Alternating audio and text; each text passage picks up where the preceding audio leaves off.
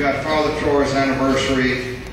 We'll have Bishop Fiorenza, Archbishop Fiorenza, saying the Mass and the reception here. If you plan to attend, be sure you call Richard for a reservation. Okay?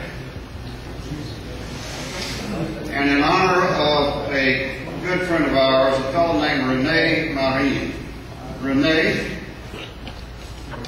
is he still sleeping over there? Rene reminded me that today is Cinco de Mayo. Y'all know what happened on Cinco de Mayo?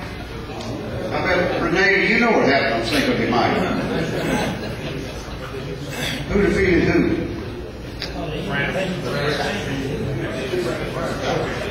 Cinco de Mayo,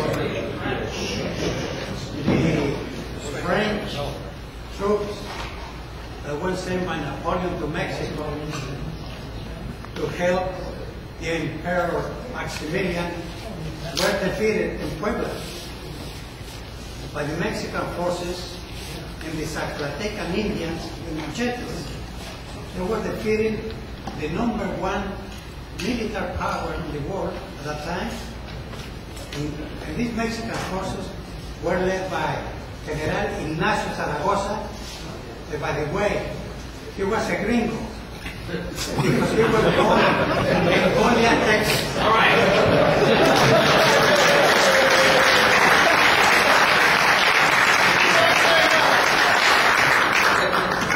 Gentlemen, in case you haven't studied your history, but you know the French have never won anything. The only battle they ever won. Oh, wait a minute. The only battle they ever won was led by a woman, Joan of Arc, against the English at the Battle of Orleans. That's the only time the French have ever won anything. And if they ever captured anything, all they ever did was burn it down. They even tried to burn down Notre Dame. Anyway, enough of history. Tonight we have a bit of history with us. A gentleman from the Houston Astros, Jimmy Wynn, the toy cannon. Jimmy was a great player. Center fielder, wasn't he, Jimmy? Sometimes. Anyway, we have the privilege and the pleasure of having Jimmy speak to us this evening. Jimmy Wynn.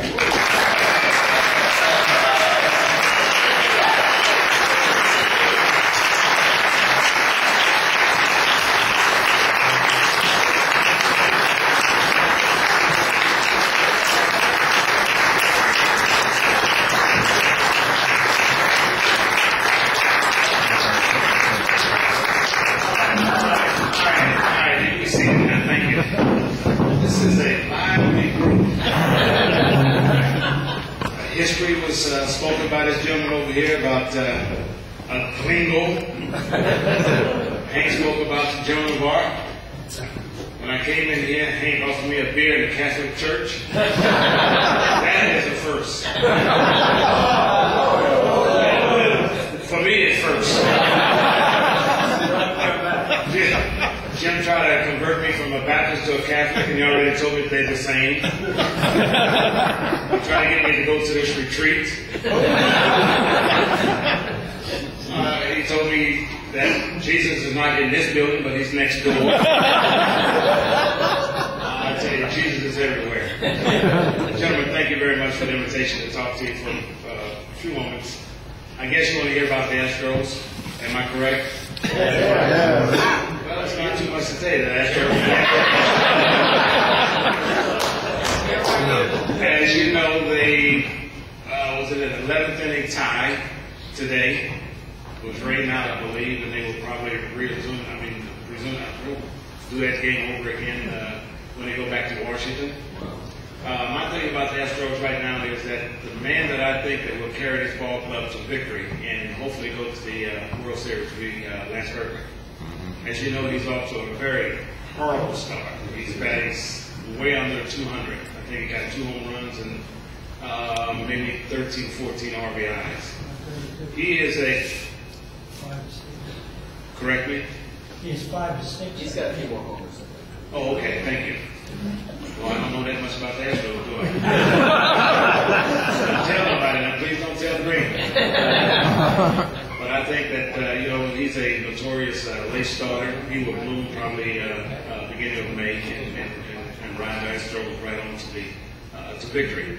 Of course, the guys that I'm really proud of is Michael Bowen, who's playing a very, very good center field. He's coming around now. I think going down to winter ball helped him out a lot. He's beginning to use his hands more than just sweeping at the ball. I like that. Of course, you can't say too much for Tejada.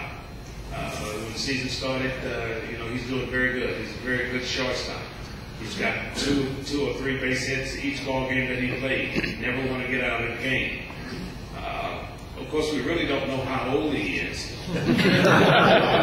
He's older than you. Wow.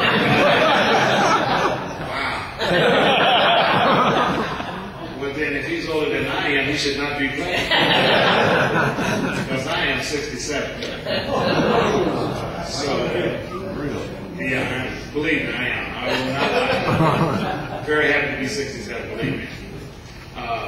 But he's doing a great job. The guy that I really respect and love a great deal is that Hunter Pence.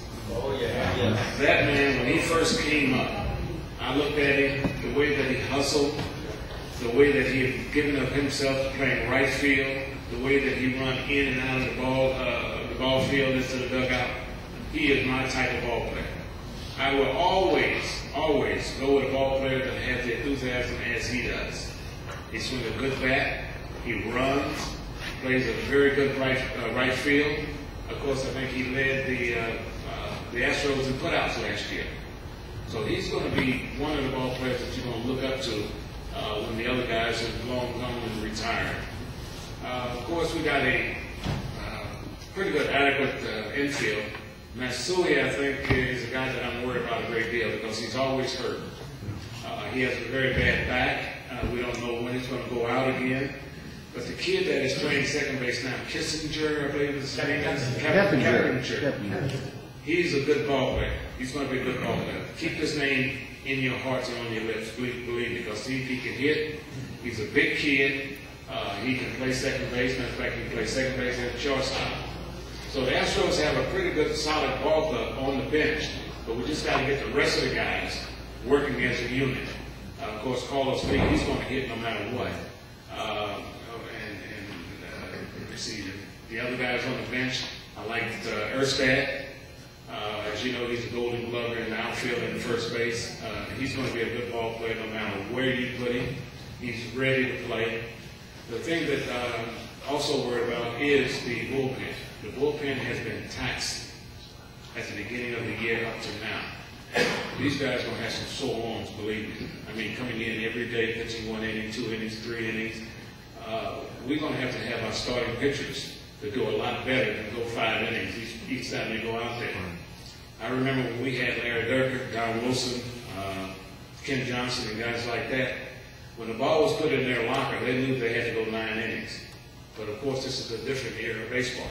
We got so many guys that are strictly relievers. So when you pitch 5 innings, you got one reliever coming in the 5th, 6th, 7th, 8th, and you got the closer coming in the 9th.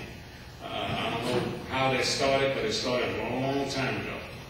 But I felt that when a pitcher has a ball, he has to go 7, 8, maybe 9 innings. This is the type of baseball that the Astros should be playing. Not the pitchers, when he gets tired, he starts throwing his arm up. And I think that's a sign like, hey, you might as well start getting people ready because I'm getting out of here. And, that's not wrong. That's not right. Of course, Oswald came out of the game today, as you know, if you heard that he has something wrong with his pitching hand. We don't know, they don't know if he's going to be put on 15-day disabled list or not, but we got to wait and see. So the Astros are fighting up ball club right now. They're hanging in there. And if you are a true Astro fan, you will back them as often as you can. Of course, I work with the Astros right now, so they are my ball club and always will be. Drake McClain has done a great job. The general manager, Ed Wade, has done a very, very adequate job of putting a ball club together. He's brought in some younger guys. I think the pitching staff